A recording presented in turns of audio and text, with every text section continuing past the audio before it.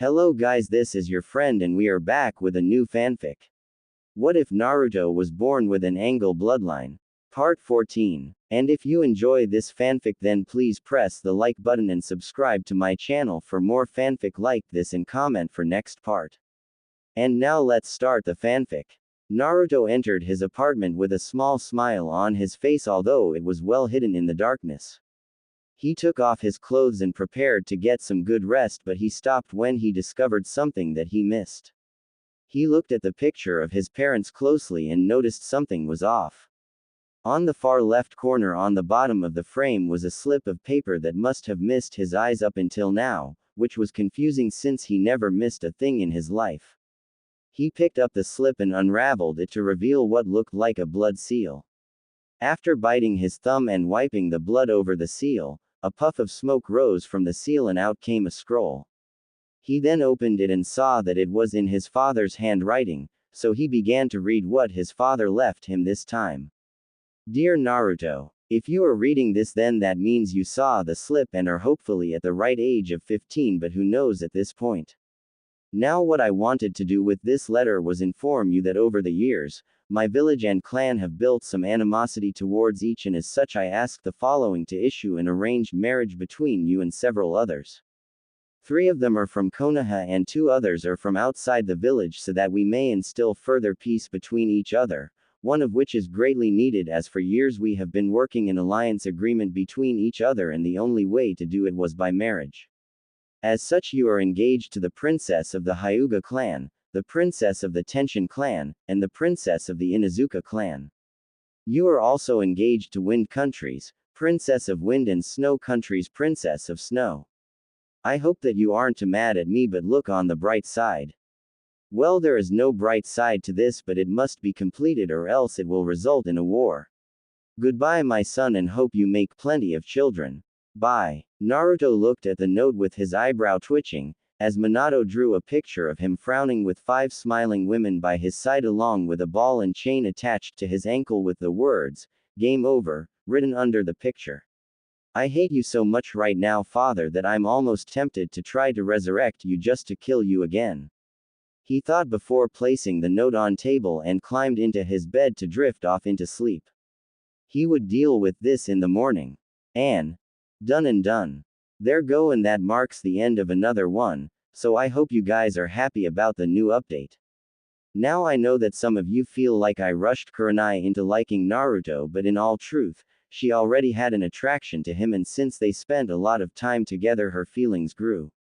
Some people are worse with that style of pairing, majority of it being the Naruto, Sakura fans, as some would do an instant love scene to death, for example. Naruto walked down the street and walked right into Yugito ni somehow. I'm sorry miss, however I'm surprised at how pretty you are. He said with the girl nodding her head. Of course I am and you are very handsome. I think I love you. She said before getting closer to him. I think I love too, although we don't know each other's name. He said with him extending his hand that Yugito took. I'm Yugito. I'm Naruto. What's up people? The circus is back with your ringleader Frank Strong aka Reaper Inni. Now last chapter I got a good response from you guys and while you fell short of the goal I wanted it was still 3 reviews short so it's not a problem. You guys also did well in the reviews and while a few went against what I asked, a majority of you did your job. That should tell you that it ain't as hard as you thought it was, so keep practicing and pretty soon you'll get good in the reviews. Now without any further delay, let's get it on. It was a beautiful morning for Sarutobi Hiruzen, as the professor sat behind his desk and was currently addressing the 4 teams before him, the newly dubbed Konoha 12 or 11 since one was missing at the time. Currently he was preparing to send them on a joint C-ranked mission that had to be accomplished until the doors of his office was broken off their hinges and sent the guards flying across the room and hitting the wall behind Sarutobi. All 4 teams looked on in shock at this until they saw the familiar face of one Namikaze Naruto entering the room with a stoic look on his face. The blonde appeared to be oblivious to the others as he tossed the contract of his arranged marriages to Hiruzen, who caught it and looked at the boy in confusion. What the hell is this? Naruto asked with the others looking confused at that and stared at the Hokage, who also seemed to have forgotten about the other group. It's a scroll that lists the girls you are engaged to. What's the big deal? He asked while some of girls stiffened at that. The blonde boy is engaged. How? And what lucky bitch. I want you to nullify it, make sure that it doesn't see the light of day.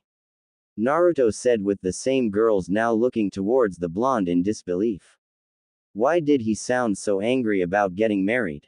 I'm sorry Naruto, but I can't, nor do I have the legal right to say so. Your father has the final say in the matter, plus there are signatures of each union given to you as well as the Hokage seal. There is nothing I can do, sorry. The old man said with Naruto still glaring at the old man. Fine then, I'll just ignore it, and if it comes to memory of the participants that signed the contract, then I'll leave the village. I'm not going to do this one way or another. Naruto said with the girls now looking saddened. He didn't want to get married. Why? I'm afraid that I can't allow you to do that either. The truth is that the signatures in this scroll hold high status among not only the villages but outside the very country. To do that would be disrespect towards them and would cause immediate war between you and the signing participants. You would be killed the very moment you break this contract. Besides, don't you want to have a clan of your own? Sarutobi asked while the others were just watching this with curious gazes. No, was Naruto's reply with the others gasping. Why not Naruto? I have children and I was one of the most feared men during the Second and Third Great War. Hiruzen said with Naruto scowling before he took out a bingo book and showed him the section listed under A-class criminals with his profile being the length of 4 pages. This is why Hokage-sama. I am a criminal in the outside world, and no matter what I do, I will be hunted for all that I've done till the end of my days. If word goes out about me having fiancés and they are discovered, not only will they continue to hunt me down, but they will be hunted down so that those bastards can feel like they are getting some measure of revenge on me by taking something precious. And let's not even start with the person that is my father and my mother, as those bastards will feel like they accomplished even more by getting back at them. And let's not even start with what this village will do if they find out. Naruto said with getting even more confused looks from the group. What would the village have to do with his future wives? So what do you plan to do, Naruto? From what you're telling me is that no matter what you do, you'll be hunted down. So why not just get stronger to protect them? After all, you can't tell me that you'll be willing to deny something that's been asked of you.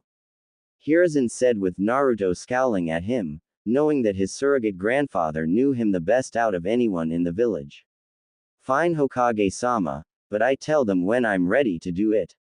If they are going to be my wives, then they would need to get stronger than before. He said before seeing the others all standing there and looking at the 2 shinobi, who talked as if they were the only ones in the room. How long have you guys been standing there? Naruto asked with the others sweat dropping at that. We've been standing here since you broke down the doors. Kurenai said, although she was inwardly wondering who was engaged to the blonde boy she wanted. What just happened here? Sakura asked with Naruto sighing before he spoke. It's a personal matter that you all heard, and because of my rare moments of stupidity, I forgot that you were here. Speaking of which, why are you guys here? He said with the group getting sweat drops once more. They're here to receive the joint C-rank mission I told the senseis about yesterday. Kakashi was supposed to brief you on it yesterday.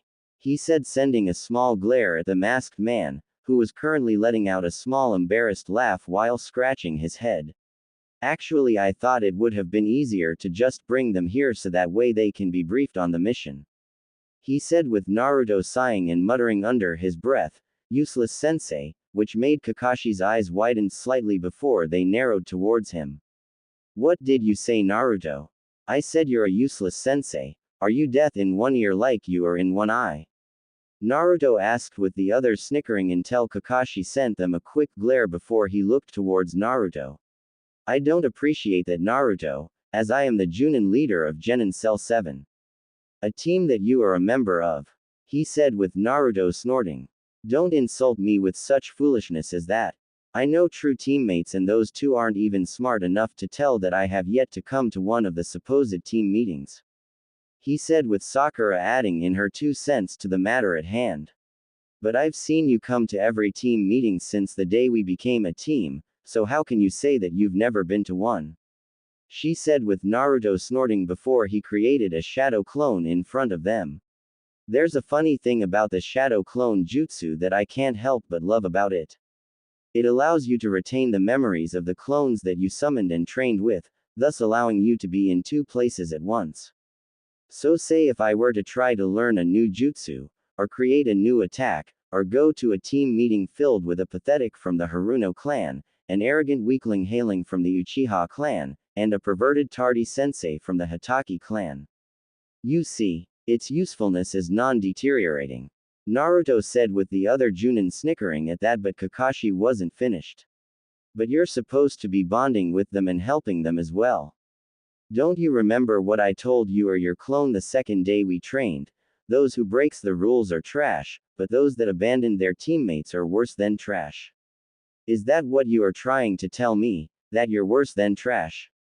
Kakashi said, with Naruto looking him dead in the eye. I have seen true comrades during my travels, and not a single one of them were ever willing to be arrogant or foolish with life's turmoils. I have buried hundreds of comrades that were willing to die in the battlefield if only to protect the people they loved. I have bled, cried, and mourned over my comrades, and each one has proved to me that they are the truth when it comes to being comrades. Those two bitches are a mockery to the very dirt I buried my friends within, and the last thing I would do is allow their memories in me to be tarnished by working with that bitch and his stupid little whore. So you're right, I may abandon them, but they are very far from being my comrades, nor will I ever see them as such.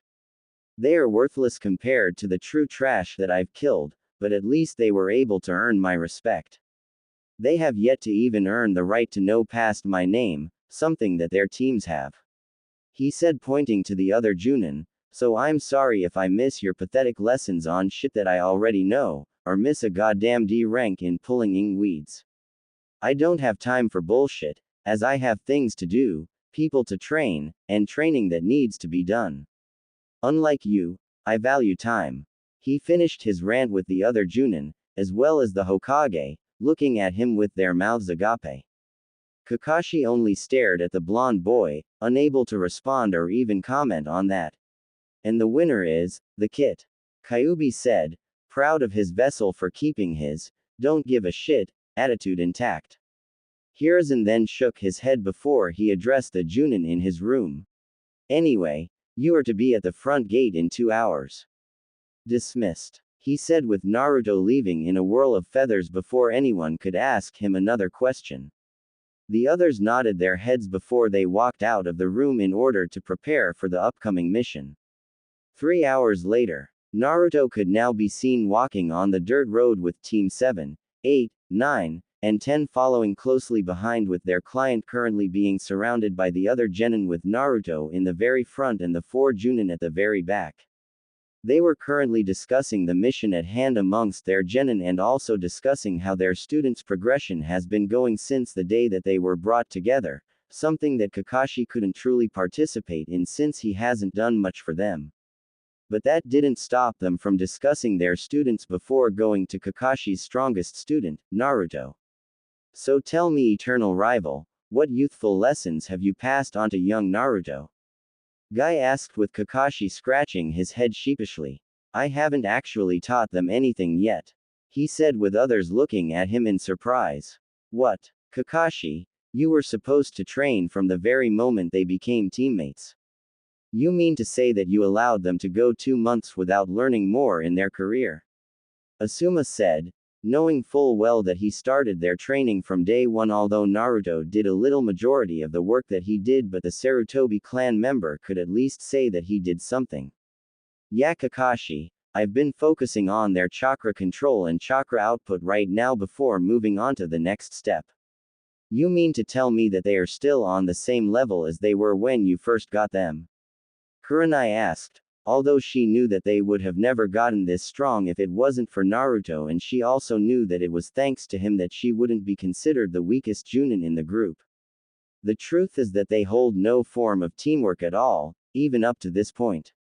Sasuke prefers to be a loner and do things on his own. Sakura prefers to be near Sasuke as much as she can and try to belittle Naruto as much as she can, which just results in more animosity between them when he calls her a whore. And as you just figured out, Naruto used shadow clones from the very beginning, so how am I supposed to train them equally when they have no chemistry between each other? Kakashi asked with the others looking silent for a moment. Well then, eternal rival, maybe you should actually try to get them to bond. From what I've heard so far, Sasuke is still arrogant, Sakura is still the weakest and is his fangirl, and Naruto would prefer being away from them. Why not instead try to bring them together and see what you can do? Guy said with the others nodding, since he did that for his team a year ago when Neji would do nothing but belittle Lee, Lee wanted to do nothing but challenge Neji, and Tenten trying to be the mediator between the two.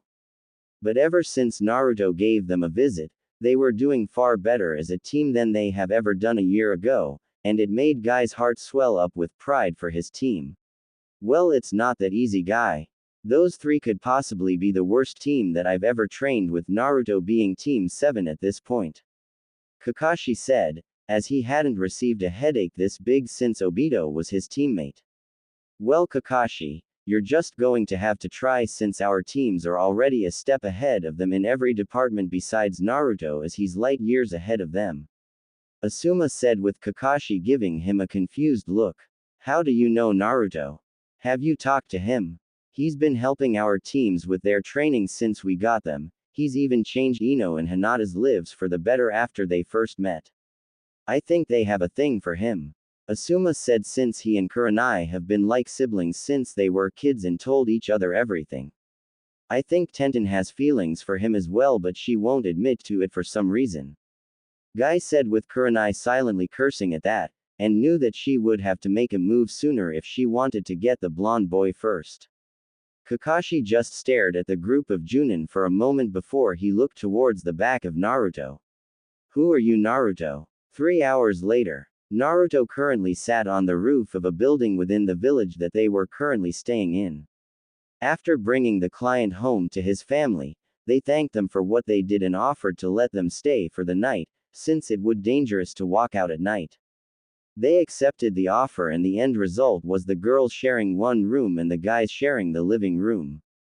Naruto stated that he would sleep outside tonight, since he needed to be alone for a while and relax. Everyone was wondering what would cause him to be willing to distance himself from everyone. Kurenai felt the same, but instead of wondering on it, she chose to act on it as soon as everyone was asleep. Once they did, the dark-haired woman snuck out and found Naruto sitting on the roof, looking towards the moon, which was half full. I take it you couldn't sleep, huh, Kurenai? Naruto asked without even facing the black-haired woman. Said woman only nodded, having long since grown used to him being able to tell her presence when she came behind him. I just wanted to keep you company, Naruto. You shouldn't sleep out here alone, she said as she walked up to him and sat beside him to watch the moon. It's beautiful, isn't it? Naruto asked with Kurenai looking towards his direction. What are you talking about? The moon. I always referred to her as my first mother, as no matter what happens to me at night, she would always be there to watch over me and keep light over me in case I ever got scared in the dark. I even feel strength come from the moon whenever it's present at night, and I always look at it as if it will never leave my side, like a mother would for her child. I don't know, maybe I just been alone for too long to realize that I'm looking at an object in the sky. Naruto said with Kurenai looking at him in small wonder. She then reached his hand and placed it in hers and looked him in the eye, telling him to pay attention to her. Naruto, no matter what you do in life, promise me that you'll never claim that you're alone. You will always have people that both love and care about you no matter what you do in life. Never forget that, she said with Naruto looking at her for a moment before nodding his head. As you wish, Kurenai, although I can see that you wish to tell me more than just that. Naruto said with Kurenai blushing brightly and looking down on towards the ground. I don't know what you're talking about. she said with Naruto placing a hand under her chin and caused her to look into his eyes. Those deep blue orbs that she long since grown attached to. You should know by now, Kurenai, that I can tell when a person is lying and your face is telling me all that. Now please tell me. Naruto said with Kurenai looking at him for a moment before her mouth opened but her words were inaudible. Naruto then got closer to her and made her stare into his eyes before he spoke. Come on Kurenai, what is it that you wish to tell me? He asked with the woman blushing again. Well, since we have been spending so much time together after we first met, I began to realize some things. Kurenai said, as her eyes were still looking towards the ground, but with Naruto's hands on the underside of her chin it only caused him to push her head up further to look at him. What did you realize, Kurenai? Naruto said, a little frustrated at his student for acting as if she lost her ability to speak clearly. I realized that she trailed off before Naruto suddenly moved and took hold of her before he hopped into the air with her in his arms. Kurenai looked on in confusion before seeing the arrows fly over the area where they once sat in. Naruto however looked to the area the arrows flew from and saw that it came from a group of archers that stood in front of a group of bandits and samurai wannabes. Shit. Kurenai, wake up everyone in the house and tell them to protect the villagers. I'll take care of these bastards. Naruto said with Kurenai nodding before she ran to tell the other ninja. Naruto then teleported to the ground below and slowly approached the group before him with a fierce expression on his face. Look boss. This guy thinks he can take us on by himself, how cute. Said one of the more arrogant members of the group, not truly knowing who Naruto was. What are you guys doing here? Naruto said as he stood before the bandits with his hands to his sides, preparing for them to make their moves. We came here to get our monthly payment from those villagers and you're currently delaying our payment. Maybe we should make an example out of you before we raid the village. He said with Naruto reaching into his pouch and pulled out a scroll. I'm afraid that I can't allow you to do that. Naruto said as brought the scroll in front of him. And how do you plan to do that? It's 200 of us going against the one of you, so how can you expect yourself to win? He said with Naruto glaring at him with his eyes turning blood red and red chakra swirling around him like wildfire. Because I'm the one you never want to with. He said before opening the scroll and allowed smoke to cover him before a weapon came to his hand. It was a sword that was the size of a zanbetu with a red blade and white handle and hand guard. Say hello and goodbye to royal blood. Naruto said before he charged at the group of bandits. Oh yeah? Well, let's see what you can do with that. I need a new sword anyway. One arrogant bandit said as he charged at the blonde boy with his katana in hand. When they met, the man sent a side slash at the blonde, who easily parried the weak attack before spinning the blade in his hand and held it over his head. The man could only gasp as Naruto cleaved through him from his left shoulder to his right hip. Naruto then charged at the group of bandits, as they came with the intention of killing the blonde boy for taking their comrade and stopping them from getting paid. Naruto hopped in the air and chopped a bandit's head from his jaw to the top of his head, before landing in the center of the group. He quickly stabbed one through his chest, before the blonde picked the man up with his sword before swinging the blade towards 3 more bandits, who were hit by the flying body of their fallen comrade. Before they could do anything, Naruto called out, "Fire release! Grand fireball technique," he yelled as he exhaled a torrent of flames that reduced the 4 bandits to ash. Naruto quickly bent down on one knee and held his sword over his head, as 8 more bandits brought down their katanas onto the blonde boy. The boy sighed at their feeble strength and slammed his hands on the ground calling out, "Fire release! Tower of flame," causing fire to explode around him and burn the bandits around him, their screams being heard all around the area. Naruto then hopped out of the flames and sliced one man in half from his groin to his head. Naruto then sent a slash towards the one behind the man calling out another technique, fire, wind fusion, flame crescent. He yelled as a large wave of fire consumed more than 20 of the bandits, but the boy wasn't done as he aimed his hand towards more of the group on fire and called out, "Wind release, gale storm palm." The blast of wind caused the flames to grow fierce, with the bandits on fire screaming in agony at the pain of being burned. Naruto only snarled at the weak men before he sent a stab behind his back and took out another bandit, who thought he could sneak attack on an unsuspecting Naruto. Naruto then pulled the blade out before spinning to slice the man in half from his rib cage. Naruto then sent a backwards kick to another man and saw his head recoil all the way to his shoulder area, with a sickening snap being heard, telling him that the man's neck was broken. Naruto quickly stabbed royal blood onto the ground and took up a taijutsu stance. More men came to him with his hands ready to deal some punishment. One man sent a side slash with his katana, believing that the boy was nothing without his sword, but to his surprise Naruto grabbed the blade and sent a punch towards the man's face that was strong enough to force his head to cave in. Naruto then released his hold on the sword before sending a back fist to another's neck and caused it to snap because of the force. Naruto then placed his leg on the man's chest and back flipped himself over the next bandit, who sent a stab into the dead man's chest. The blonde landed gracefully on the ground and hopped into the air and sent a hard kick to the back of the man's head, causing his head to literally break apart and leaving only the lower jaw area of his mouth. Naruto landed on the ground and back flipped towards his sword, grasping the sword and placed the blade on his shoulders. He then sent a dark grin to the remaining forces, with the leader of the group only staring in disbelief at the blonde boy before him. This boy has literally reduced their numbers in half and looked as if he has yet to break a sweat. The leader could only look at the boy in fright before he heard his men behind him yell, "Get out of here, this boy is a demon." He yelled as he ran away, with the rest of the bandits following behind him, leaving only the leader and Naruto. The man growled as he watched his forces leave before he pulled out his weapon, which looked like a sickle on a chain. "Well, I'm not afraid, it's time for me to join this fight anyway," he said as his sickle glowed a bright blue with electricity coming off the weapon. "Hear me now, boy, my name is Magokuzatek, the lightning chain, and I shall be your killer," he said, with Naruto looking at him with a bored expression on his face before he held up his right arm and started to gather chakra into his hand, making it glow a silver energy with light blue particles surrounding.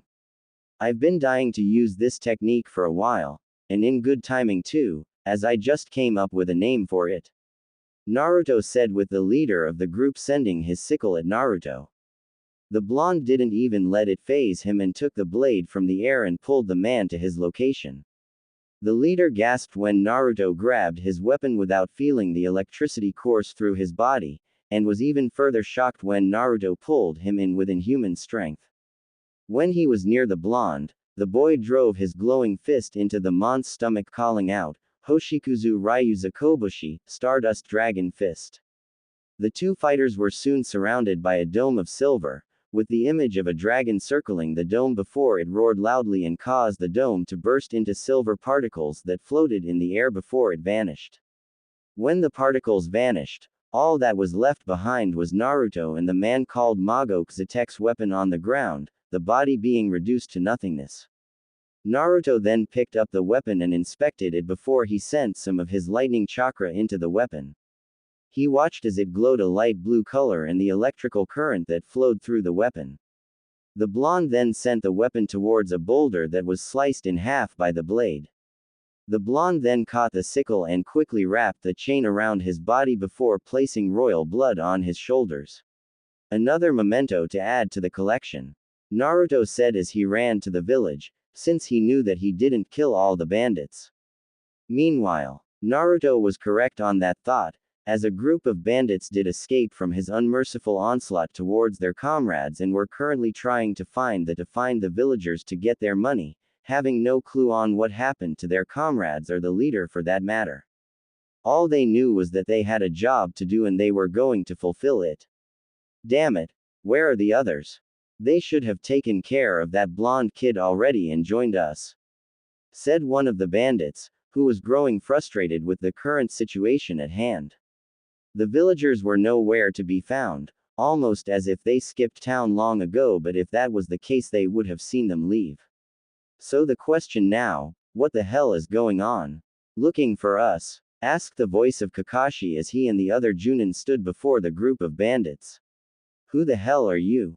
No, what, forget that, as you'll be dead before you can even utter the words.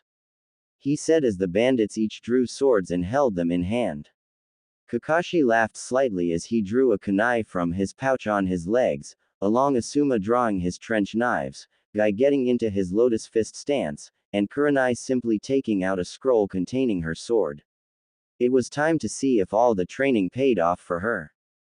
Get them. Those bastards can't stop us all, the supposed leader of the group said with all of them nodding before they charged.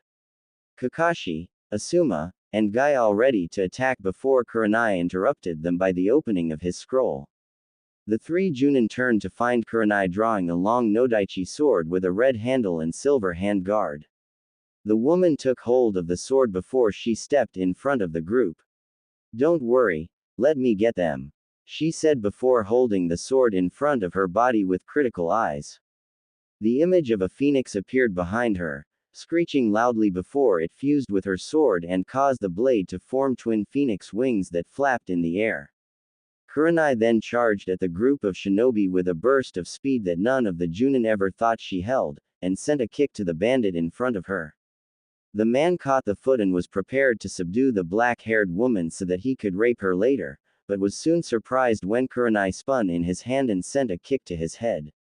The bandit was forced to let the black-haired woman go, before he was stabbed through his eyes and the crown of his forehead was sliced in half by the woman's blade. The others all looked on in surprise at the easy kill the woman got, before they saw her rushing towards them with her sword arm failing behind her. The bandits quickly regained their composure and charged at the woman head-on. The other Junin watched as Kurenai danced around the bandits' strikes and attacked them by either removing an appendage or getting in a deep gash. Kurenai spun around a slash made towards her chest and sent the blade upwards to cut off the mont's extended arm.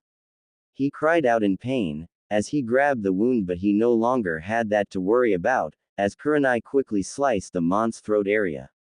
Another bandit sent a stab towards Kurenai's chest, only for her to move to the left and on one leg sent a stab to the mont's chest. Kurenai quickly removed the sword before slicing the man across his chest, leaving a deep gash over his chest and allowed him to bleed to death. Kurenai then placed a foot on her slowly dying opponent and jumped off him, which also sent the mont's body towards another bandit that tried to stab her. The bandit caught his dying comrade and before he could do anything, he was stabbed in his forehead, thus cutting his brain in half. Kurenai pulled the sword out of the mont's head before she hopped back and landed gracefully on the ground, only to be surprised when a sword came through her stomach. Huh, I guess you're not that strong after all, the bandit said with a smirk before it fell when he felt a blade go through his neck area. You should pay more attention to your surroundings, as that's not even me, Kurenai said behind the man, who saw the Kurenai he stabbed disappear on his sword, telling him that it was only an illusion. Kurenai then forcefully pulled the blade out of his neck, which caused his blood to fly out before his body went down on his knee and his face hit the ground with his blood pooling around his face. Kurenai simply smirked before looking towards her next victim, who was now looking at Kurenai with fear in his eyes.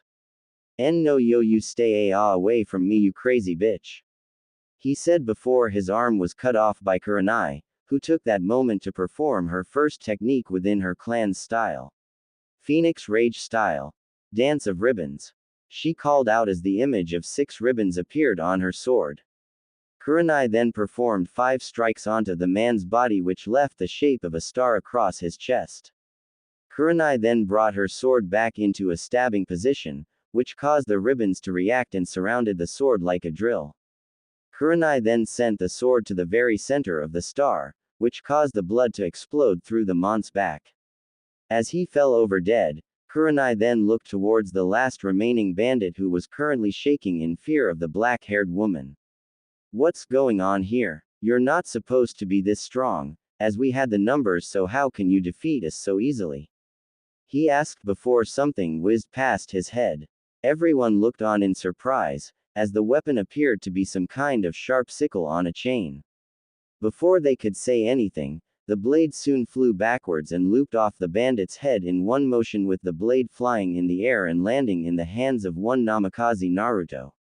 Said blonde boy smirked as he wrapped the weapon around his body, since he didn't have a scroll to seal it in, and approached the woman with his sword resting across his shoulder blades.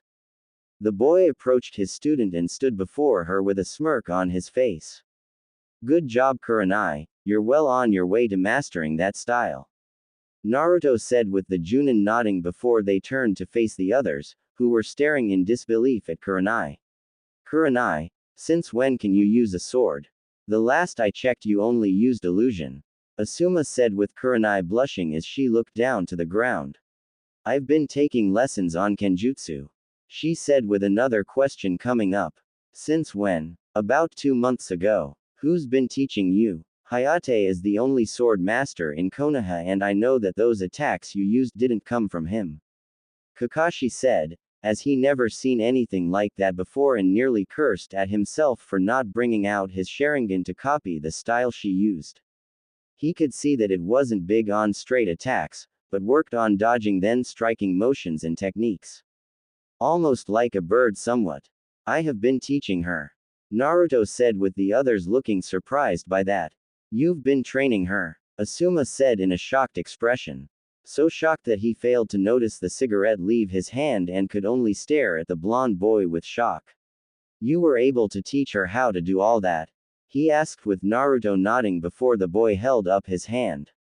Yes, I have taught her how to do that style, however I am not going to be taking up another student. I already got too many as it is. He said, with Asuma and Guy nodding, though they were sad that couldn't learn that style. Kakashi was confused by this, as he didn't know that Naruto was teaching someone. Feeling the need to ask, he did just that. He asked. Who are you teaching besides Kurenai? Hinata, Ino, and Tenten. I've been training them since I met them a while ago. He said, with Kakashi looking surprised. That's what you've been doing instead of coming to the meetings. Why haven't you been helping Sakura and Sasuke like you've done for the others? He asked, with Naruto scowling at the masked man. Because at least I respect where they come from. I don't train a whore to be more a whore, and I don't train an arrogant whelp into being a bigger arrogant whelp. He said, with Kurenai now looking at him in surprise at his choice of words to Sakura. Why do you call Sakura a whore? I haven't seen her do anything of the sort that will make her one. She said, with Naruto looking at her for a moment before he spoke. Because the Haruno clan are well known for being whores and pimps within the underground world. They are well known for being the former wives of wealthy, powerful, and strong men, which take everything from their former husbands and use that wealth on themselves and their pimps. They are well known for their attraction to powerful and rich lifestyles but never want to do the work to get there. So they marry into clans and soon leave with as much riches as they can hold and are never seen again. They are known to be strong stalkers in the ones they target, and will never stop in their pursuit of getting what they want until they get it or they die. The first Haruno that became famous for this was named Haruno Matana, as she married into the son of the village's leader and stole all that they have worked towards gaining. Then the process was repeated again with her daughter marrying the leader of another village and repeating the same process generation through generation until it came to the grandmother of the current head of the clan. Haruno Sokina, or as her name is better known as, the Gold Vampire. Naruto was saying, seeing each of the Junin looking at him in shock. Before that bitch came into power, she was just your common as she would you off no matter the price and would gladly let you stick her for the right price. She made her fortune on and drugs until the time came when she entered Konoha. She was already a week pregnant with her future daughter, Sakari, but she knew that if this child was born, it had to be in a prestigious clan that would keep her fortune safe and increase to it. So she went on a hunt for a clan with something to offer her, as she knew that it couldn't be a shinobi clan as they would know that it wasn't the clan member's child. She eventually found it in the form of the Getsui clan, a clan made of former merchants and building managers.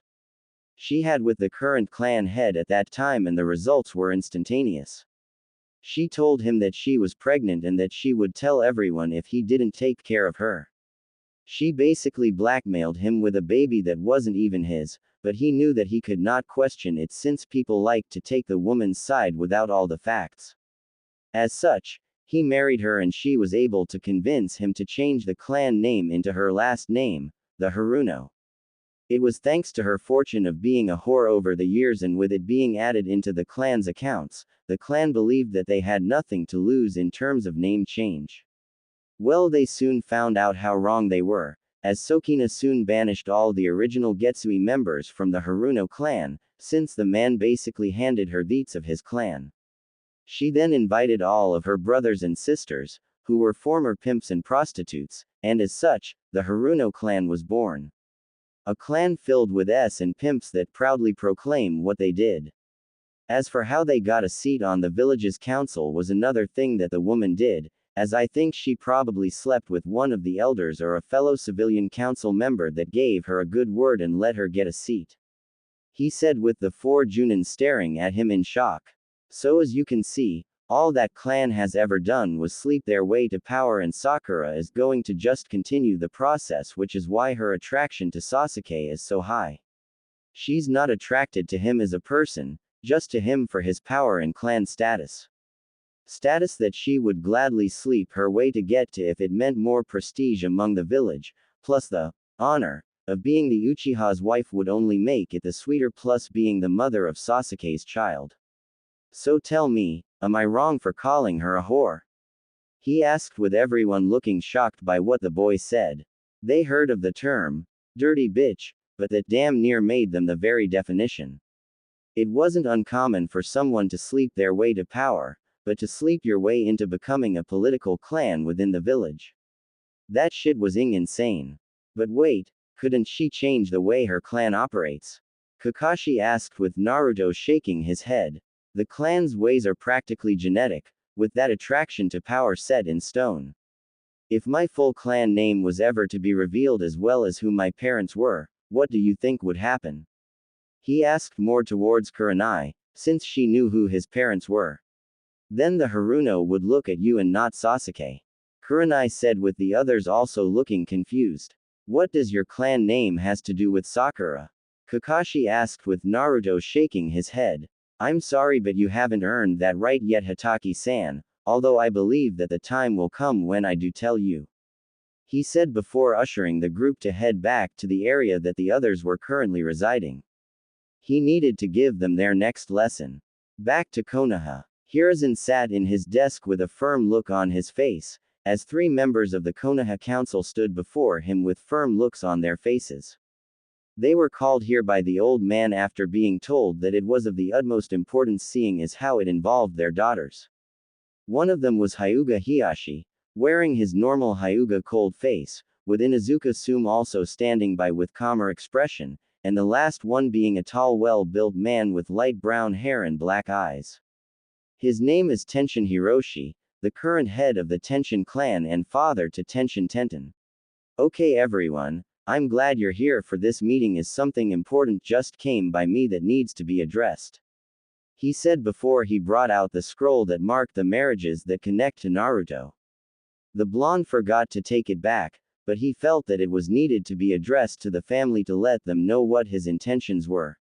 Back to the village. Naruto could now be seen walking towards the area that the village leader told him would be the bandit camp, along with the other genin in tow. Naruto knew that their time as being pathetic genin was over and that if they truly wanted to be shinobi then they needed to become true shinobi.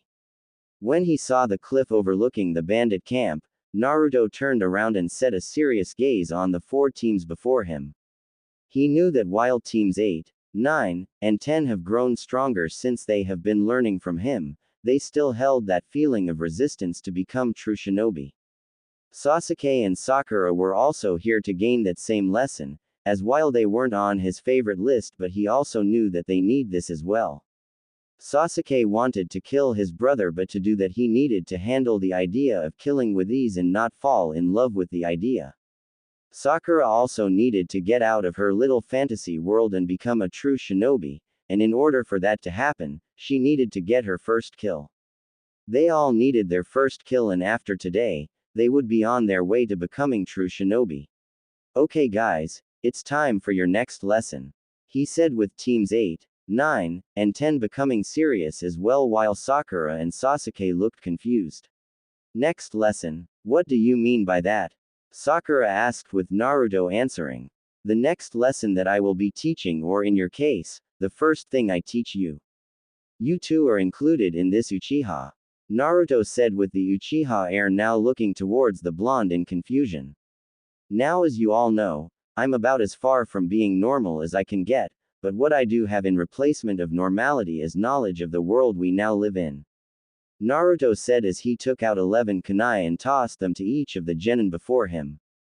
Naruto-kun, what are these for? Asked Hinata, with everyone else nodding their heads in confusion. What do the kunais have to do with a lesson? Naruto didn't answer her, instead he formed multiple seals before he held out his right hand. The others watched in confusion before they saw fire erupt from his hand. Naruto continued to focus on his technique before he knew that he gathered enough power and tossed the ball into the air, calling out, "Fire release, meteor firestorm." Everyone then looked up to see clouds form in the sky. They were dark and allowed no openings through their darkness. They then saw brief flashes of orange before fireballs fell from the clouds and hit the bandit camp, causing screams of pain to erupt from the area. The others all watched as the blonde boy then took out royal blood before he turned towards the edge of the cliff and began to walk towards the camp, which was still being hit by falling balls of fire. The others then followed the blonde boy, along with the senseis, who were currently wondering how the boy could kill without even taking on the effects. They arrived a minute later with Naruto stopping in front of the gates with screams still continuing to echo throughout the area. Naruto then raised his foot and kicked the gate open, causing the doors to slam into the walls on the other side and falling off the hinges. Naruto then walked in to find several of the bandits trying to put out the fire, as more fireballs continued to fall from the sky. Oh my god, it's him. He's the one that killed Zatek. One of the bandits said before he was sliced from head to toe by the blonde boy. Thank you for the intro, but I could have done that myself. Naruto said before he sliced another in half, this time from the mon's stomach. Naruto then charged into the mass of bandits and started to slay each one of them, screams of terror, anguish, and calling of him being a demon. When the boy was done after 30 seconds, all that were left was 13 bandits.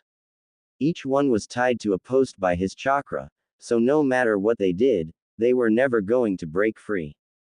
Naruto then beckoned the others to approach him, which they did, but they were willing to keep their distance from the boy.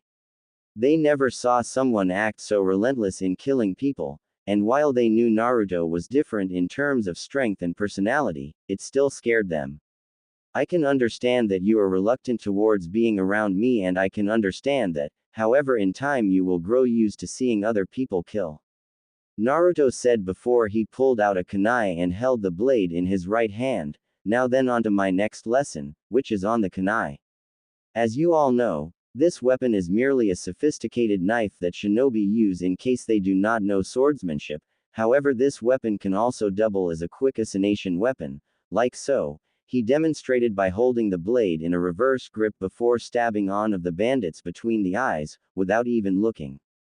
Everyone gasped at this, as the boy just did it again and without even looking at the person he killed. Seeing that he now had their full attention, he pulled the blade out and held the bloody knife in front of him. What I want you all to do is walk up to these bandits and kill them. Naruto said with their eyes bulging out of their heads. Sakura immediately spoke up, knowing that the boy has gone insane. Naruto, how can you even suggest we do such a thing? We're only 13 yet you're so at ease with killing someone else. How could you just willingly take someone's life? Sakura said, as she was horrified by the image of Naruto killing all those bandits and not being a single bit remorseful for doing it. Listen, whore, there are times when you need to grow up, and like you need to learn that you can't have your cake and eat it too. The fact is that we are shinobi, assassins for hire at the drop of a dime, and soldiers built for war.